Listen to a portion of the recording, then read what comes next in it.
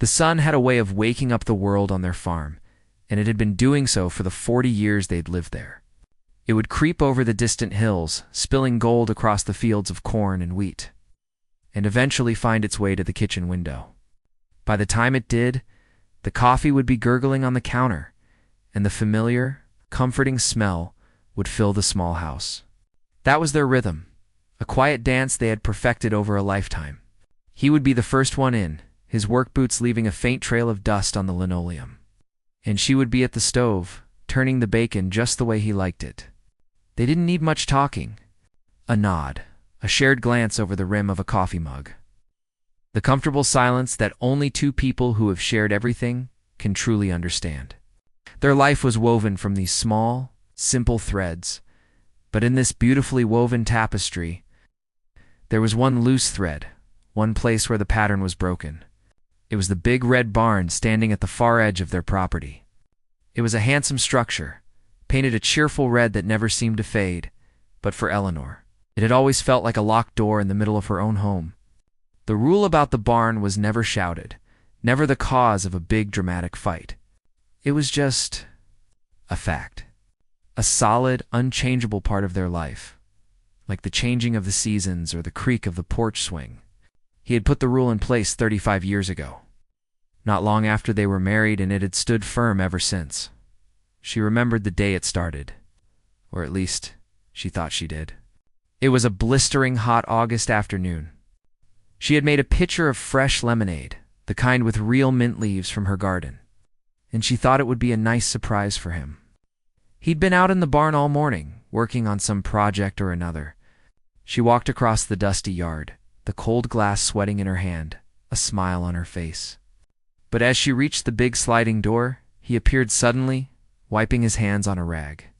He didn't look angry, but his eyes had a seriousness she hadn't seen before. He took the lemonade from her, his hand gently covering hers. "Thank you, Ellie," he had said, his voice soft but firm. "But don't come in here. This is my place. Just let me have this one spot." She was taken aback. They had never had his and her places. Everything was theirs. She'd started to ask why, to peek around his broad shoulder. But he just shook his head, a small, almost sad smile on his lips. "Please, Ellie, just trust me on this." And she did. She loved him more than anything, so she nodded, turned around, and walked back to the house. The lemonade she'd made for herself suddenly tasted sour over the years. That initial sting of hurt and confusion slowly faded into a dull background curiosity. Life got in the way. There were crops to be planted and harvested, bills to be paid, and the quiet joys of a shared life to be lived. The barn became a running joke of sorts, a silent mystery. Sometimes when he'd disappear into it for hours, she'd imagine what he could possibly be doing. Was he building elaborate furniture he was too shy to show her? Was it a messy workshop filled with half-finished projects he didn't want her to see? Or maybe, she thought with a small smile, it was his secret man cave, where he went to read cheap detective novels and listen to the radio shows she couldn't stand. She never pushed, never snooped. Her love for him was a deep, respectful thing. And if he needed this one small corner of the world to himself, she would give it to him. The barn became a symbol, not of secrecy, but of his quiet, complex nature. He was a good man, a kind man. He worked hard, he paid his taxes. He always remembered their anniversary. Not with fancy gifts, but by picking her a bouquet of wildflowers from the field. He was the rock of her life. So, if the rock had a mysterious barn-shaped shadow, she learned to live with it. She'd watch him from the kitchen window as he walked towards it, his shoulders set with a sense of purpose. The big door would slide open, he would step inside, and then it would slide shut. It's closing him off from her, from their world for a little while. Then one Tuesday, everything changed. It started out just like any other day. The sun came up, the coffee gurgled, and he sat down at the table with the newspaper. But halfway through his first cup, he made a strange sound, a soft gasp. The newspaper slipped from his hands and drifted to the floor. When Eleanor looked up, she saw that his face was pale, his eyes wide with a look of surprise.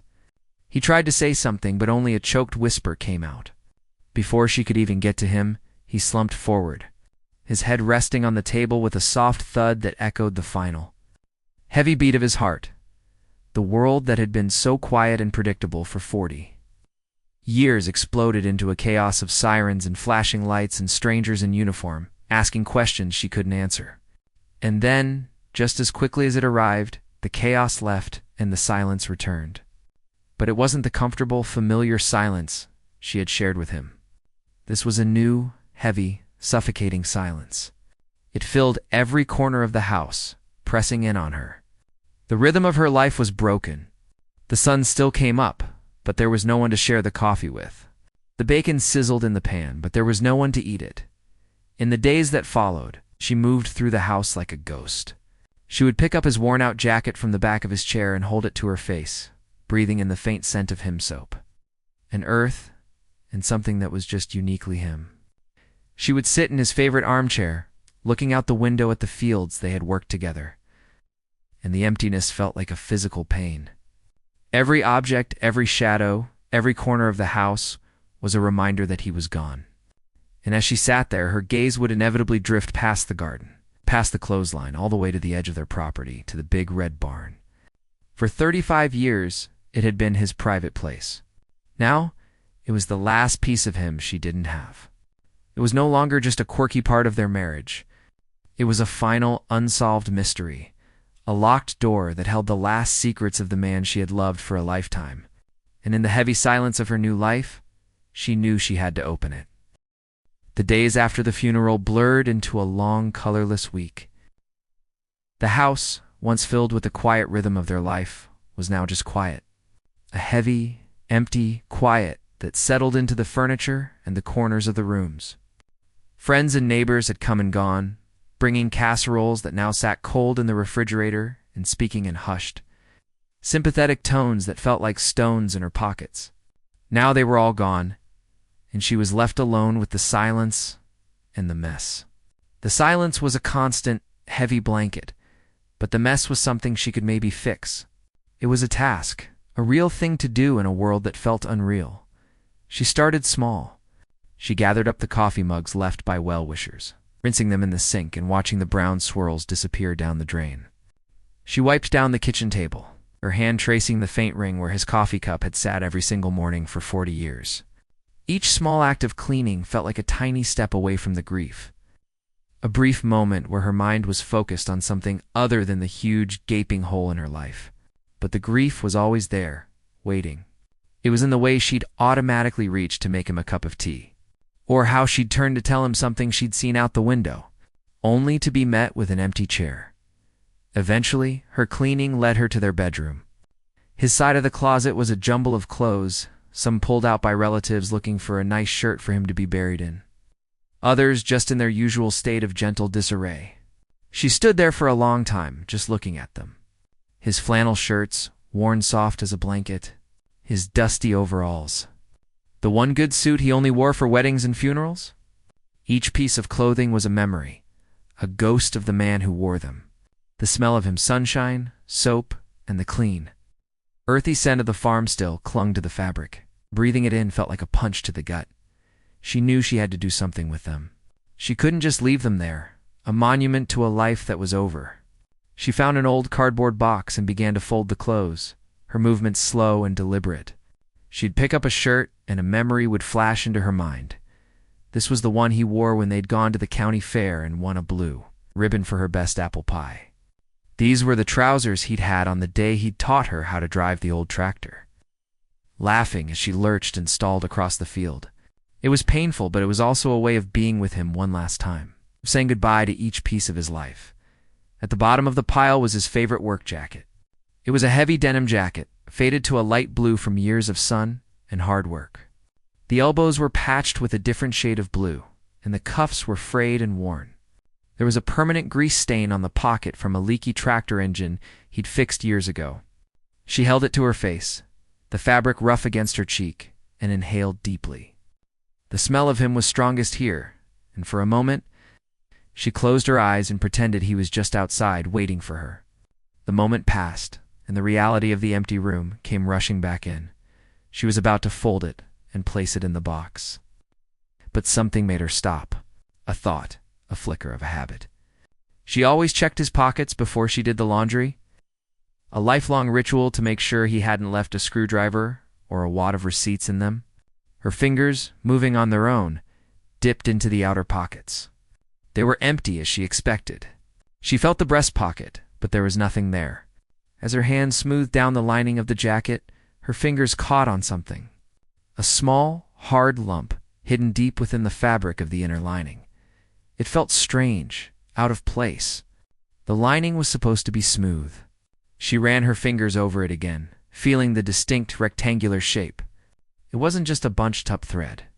It was something solid. Her heart, which had been beating so slowly and heavily for days, gave a sudden curious thump. She carried the jacket over to the small lamp on the nightstand, turning it this way and that to see the lining better. There, almost invisible against the faded blue fabric, was a faint, straight line of stitching that didn't belong. It was a crude, almost desperate-looking repair. As if someone had sewn a small pocket into the inside of the jacket, her hands trembled slightly as she went to the sewing basket in the corner of the room. She found the small pair of scissors with the sharp point. Returning to the bed, she carefully inserted the blade of the scissors under the stitches and began to snip, one by one. The threads were old and tough, and it took a bit of work to cut through them. Finally, the last thread gave way. She reached into the slit she had made, and her fingers closed around a small metal object. She pulled it out. It was a small, flat tin box, no bigger than the palm of her hand. It was plain and unadorned, the kind of box that mints or lozenges came in. It was cool to the touch. For a moment she just stared at it, her mind racing. What could be so important that he would hide it inside the lining of his jacket, a place no one would ever think to look? Her fingers fumbled with the lid, which was stuck shut. She used her thumbnail to pry it open, and with a soft pop it came free. Inside, nestled on a bed of faded, worn-out velvet, was a single solitary key. It was not a modern key. It was large and heavy, made of dark, ornate iron. The top was shaped in a decorative loop. The teeth were long and intricate. It looked like a key from an old castle, not a key for anything on their simple farm. She picked it up. It was cold and heavy in her palm, its weight feeling significant, full of meaning. And in that instant, with no doubt at all, she knew what it was for. There was only one lock on the entire property that this strange, old-fashioned key could fit. The big, heavy lock on the barn doors.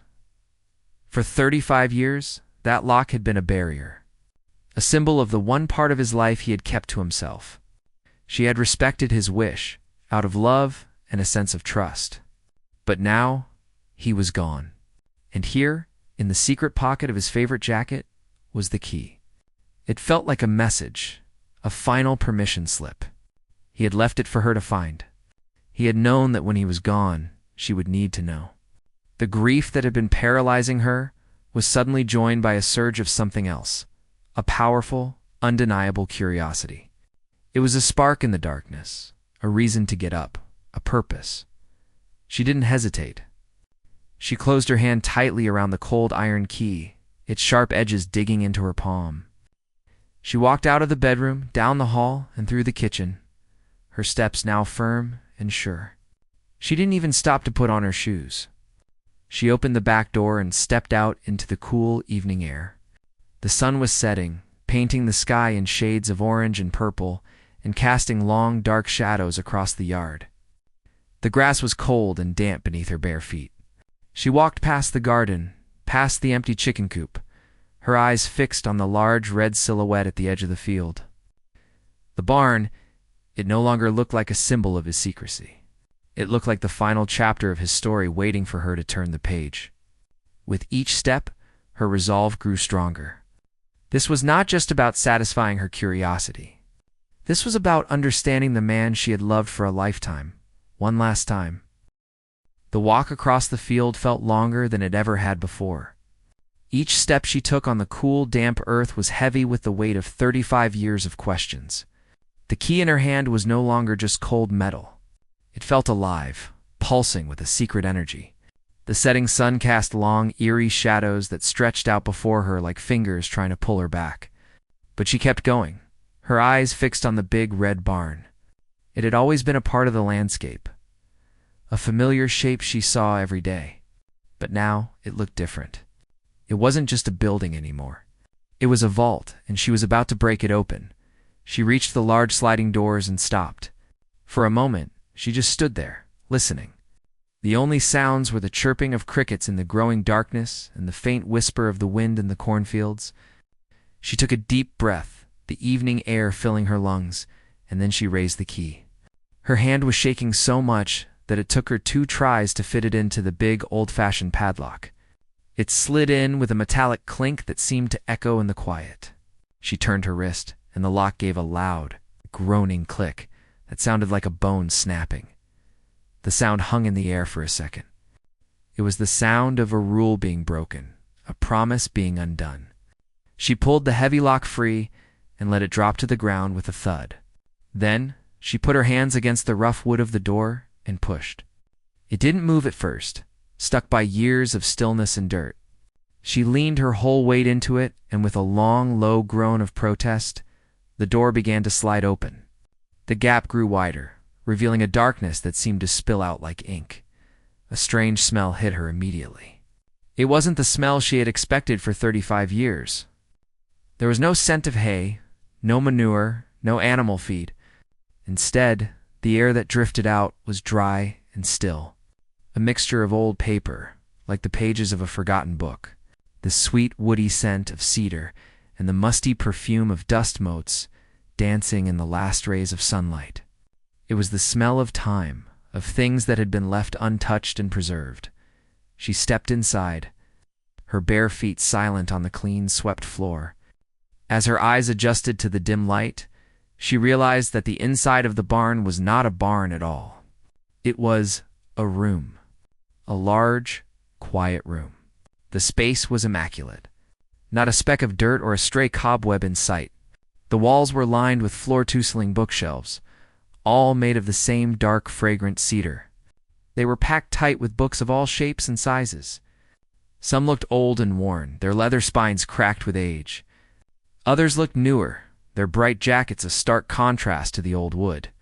She had never known her husband to be such a big reader. He read the newspaper every morning, sure, but she'd never seen him with a novel. This was a world she never knew existed. She slowly walked further into the room, her fingers trailing along the spines of the books. She pulled one out. It was a book of poetry. The pages were soft and yellowed. She opened it, and inside, in the margin, she saw his familiar, neat handwriting. A small note next to a poem about love and loss. She felt a shiver go down her spine. This wasn't just a collection of books he had bought. This was a library he had read, a place where he had thought and felt things he had never shared with her. Her eyes moved from the bookshelves to the center of the room, and that's when she saw it. Her breath caught in her throat, and the book slipped from her fingers, landing softly on the floor. There, in the very middle of the strange, silent library, was a crib. It was a beautiful thing, made of a light-colored wood, maybe oak or maple. It was simple and elegant, with smooth, rounded rails and finely carved details on the corners. It wasn't something you would buy in a store. It looked handmade, crafted with care and patience. It was polished to a soft shine, and it looked perfect, like it had just been built. She stared at it, her mind refusing to make sense of what she was seeing. A crib. Why was there a crib in here? Her first thought was that maybe he had built it for a niece or a nephew, a gift he was working on in secret. But that didn't feel right. The room was too permanent, too personal. This wasn't a workshop. It was a sanctuary. And the crib. It looked like it belonged here. It was the centerpiece of this hidden world. She took a hesitant step towards it, then another. The floorboards didn't creak under her feet. As she got closer, she noticed something taped to the wall above the crib. It was a piece of paper, yellowed with age, its edges curled and fragile. It was a newspaper clipping. Her heart started to beat faster, a loud, frantic drumming in her ears. She felt a strange sense of dread, a feeling that she was standing on the edge of a cliff, about to see something that would change everything. She reached the crib and stood before it. She didn't dare touch it. Her eyes were fixed on the clipping. She leaned in closer, squinting to read the faded print. It was a birth announcement from a newspaper, the name of a town she didn't recognize, a place 3 states away. The date at the top was from 35 years ago, just a few months after he had first told her to stay out of the barn. Her eyes scanned the words, a formal, happy announcement of a new arrival. And then she saw the names. Her heart stopped. It felt like the floor had dropped out from under her. The announcement proudly welcomed the new baby, a healthy baby girl. And it listed the names of the overjoyed, proud parents. It was his name, and it was her name. Their names, together, linked to the birth of a child she had never known, a child she had never carried. She staggered back a step, her hand flying to her mouth. The room started to spin. She looked from the newspaper clipping to the empty, beautiful crib, and then back again. A cold, sick feeling spread through her chest, a chill that had nothing to do with the evening air. Her mind was a blank wall of shock, followed by a roaring storm of questions that had no answers. For 35 years, she had lived a life she thought was real. But standing there in the silent, secret room, she realized with a horrifying certainty that her entire life, the very foundation of her love and her shared history, was built on a lie. And she had no idea why. The world seemed to tilt on its axis. The newspaper clipping, brittle and yellow, felt like it was burning a hole in her hand. Her name, his name, a baby girl. The words swam in front of her eyes, a jumble of black ink on a page that made no sense. It was a mistake. It had to be. A different couple with the same names, a strange, impossible coincidence. But even as the thought formed, she knew it wasn't true. The date was too perfect. The secrecy of the room was too deliberate. The beautiful empty crib stood there as a silent, heartbreaking testament to the truth. Her legs felt weak, like they might give out from under her. She stumbled back a step and sank down onto the floor, the dusty floorboards cool against her skin. She sat there for a long time, just staring at the crib, at the wall, at the mountains of books that surrounded her. This was his secret. This was the place he came to for 35 years. Not to hide from her, but to be with this. With a ghost? With a memory of a child she never knew existed. A cold, hollow feeling spread through her chest, a void where her heart used to be. The grief she had been feeling for him, a sharp and acute pain, was suddenly joined by something much worse. A deep, shattering confusion that threatened to tear her apart. She had to know more. The clipping was the question, but the answer had to be here somewhere. Her eyes, now wide with a desperate, frantic energy, scanned the room again. They landed on the small wooden desk tucked away in the corner, under the soft glow of a small lamp. It was a simple desk, made of the same dark wood as the bookshelves.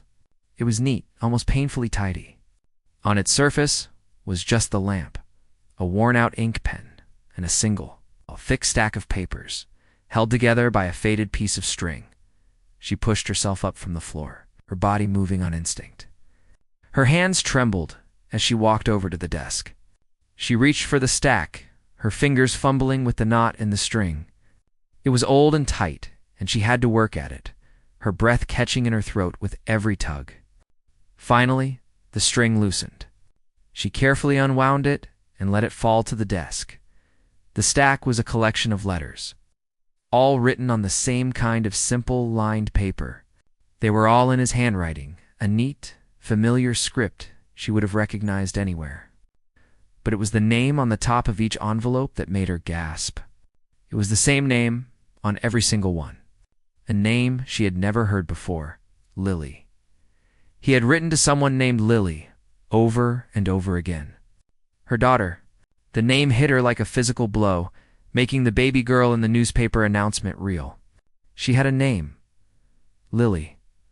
With a hand that shook so badly she could barely control it. She picked up the first letter from the top of the pile. It was dated 35 years ago, just a month after the date on the newspaper clipping. Her heart was pounding so hard she could hear it in her ears, a wild, frantic drumbeat against the silence of the room. She unfolded the paper, the creases soft and worn from being read and reread countless times. She began to read. "My dearest Lily," it began, The words were simple, direct, but they were soaked in a sadness so deep it felt like it was seeping through the page. Today is your first month in this world, and I am writing to you from a room I built just for you. I hope that one day, when you are old enough to understand, these letters will explain why I cannot be with you. Why I had to let you go. She sank into the simple wooden chair in front of the desk, her eyes glued to the page. The letter went on, and with every word, the world she thought she knew crumbled into dust.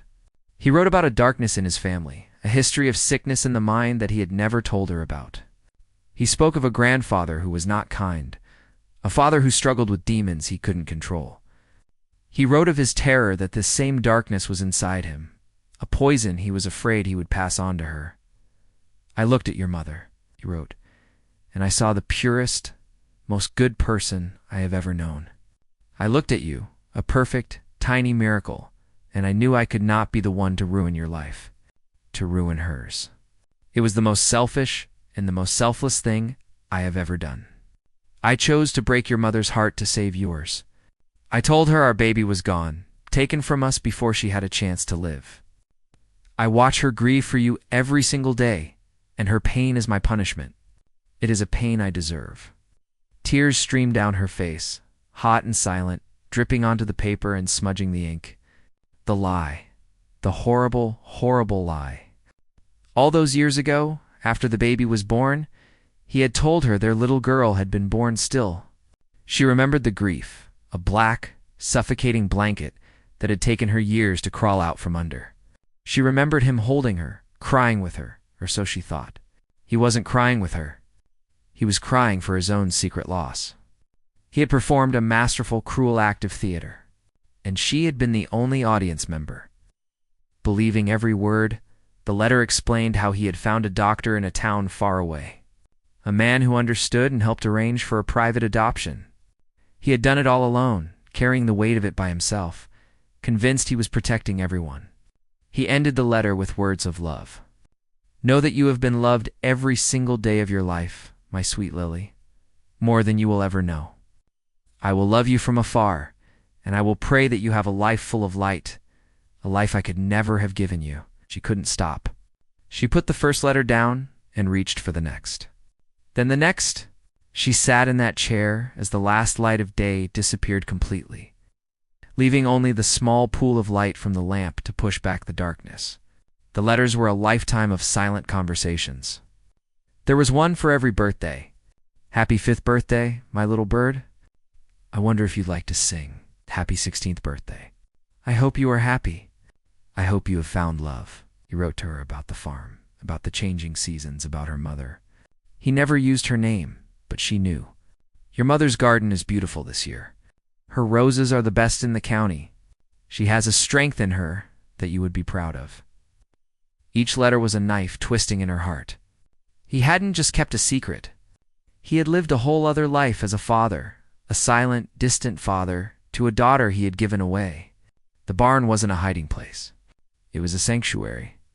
It was the only place where he could be a father to Lily, where he could love his daughter out loud, even if she could never hear him. The books, the clean floor. The handmade cribbit was all an altar to the daughter he lost and the wife he lied to. Finally, she reached the last letter in the stack. It was dated just a week before he died.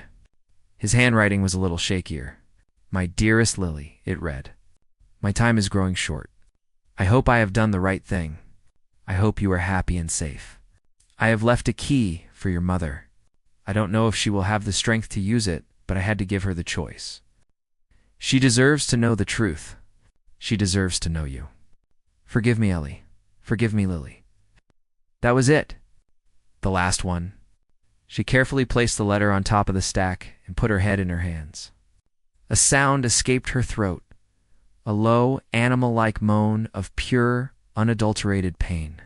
The tears came harder now, great, racking sobs that shook her entire body. She wasn't just crying for him anymore.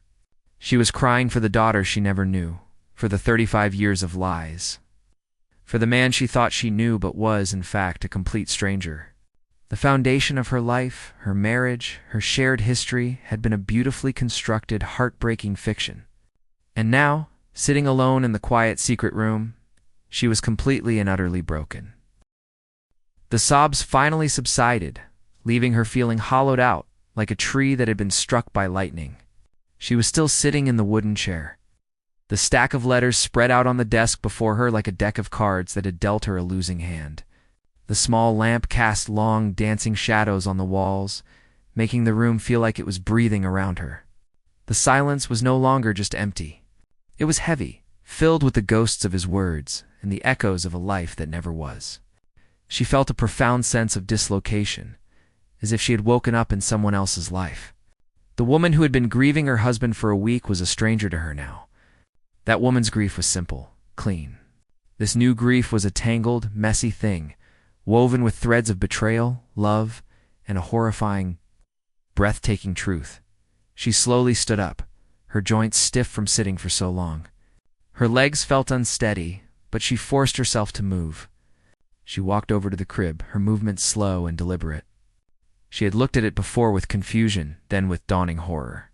Now, she looked at it with a new kind of sight. She reached out and let her fingers trail along the smooth, polished top rail. The wood was cool to the touch. He had built this with his own hands. He had sanded it down, polished it, and imagined his daughter sleeping in it. For 35 years, he had come into this room and looked at this empty crib, a monument to his sacrifice and his pain. The anger she felt towards him was still there. A hot, sharp ember in her chest, but now it was mixed with something else.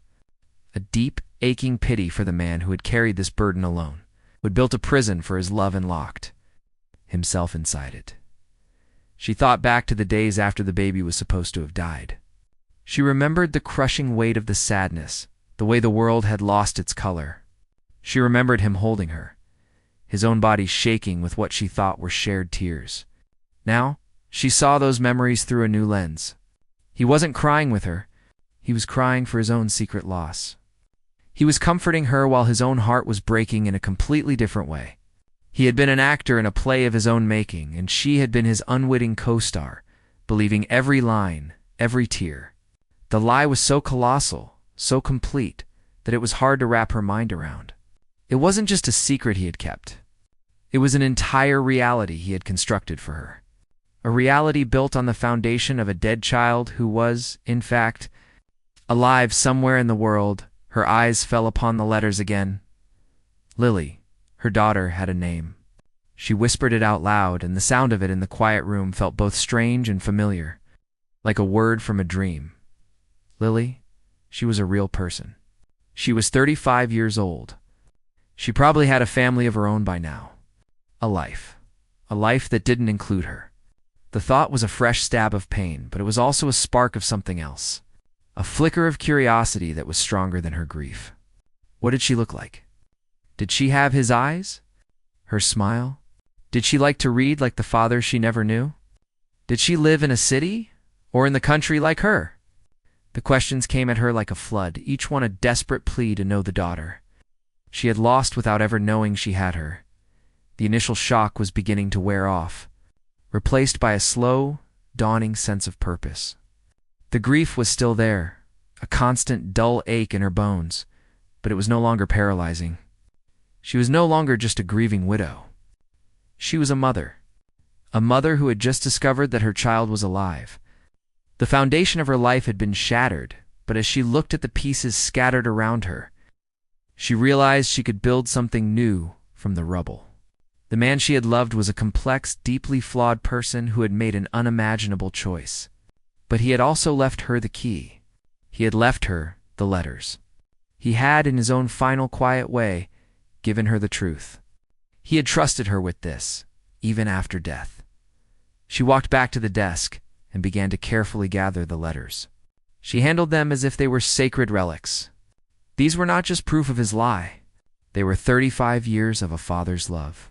They were the only connection she had to her daughter. She stacked them neatly, tied the faded string back around them, and held the bundle to her chest. It felt like the most precious thing she had ever owned. She looked around the room one last time. The bookshelves, the desk, the crib. This was not a tomb of secrets anymore.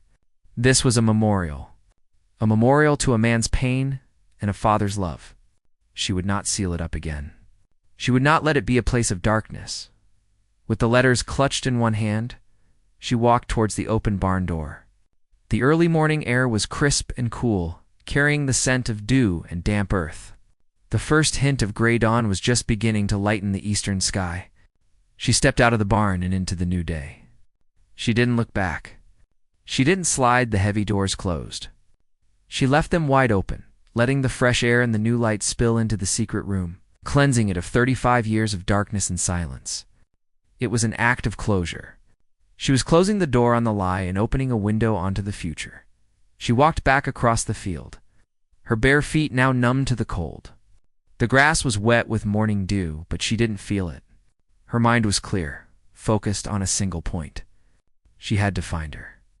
She didn't know how or where to start, but she knew she had to try. She wasn't going to burst into her life and turn everything upside down. She just wanted to see her. From a distance, to know that she was happy, that she was okay, that was enough. It had to be. As she reached the house and stepped inside, the silence that had once felt so suffocating now felt different. It was no longer empty. It was full of a quiet, fragile hope. She was still an old woman, alone in a big house. But she was no longer just a widow. She was a mother with a mission. She put the bundle of letters on the kitchen table next to the empty coffee mug that still sat where he had left it a week ago. She looked out the window as the sun finally crested the hills, spilling its golden light across the fields. It was the start of a new day, and for the first time in a very long time, she felt like she had a reason to watch the sun come up.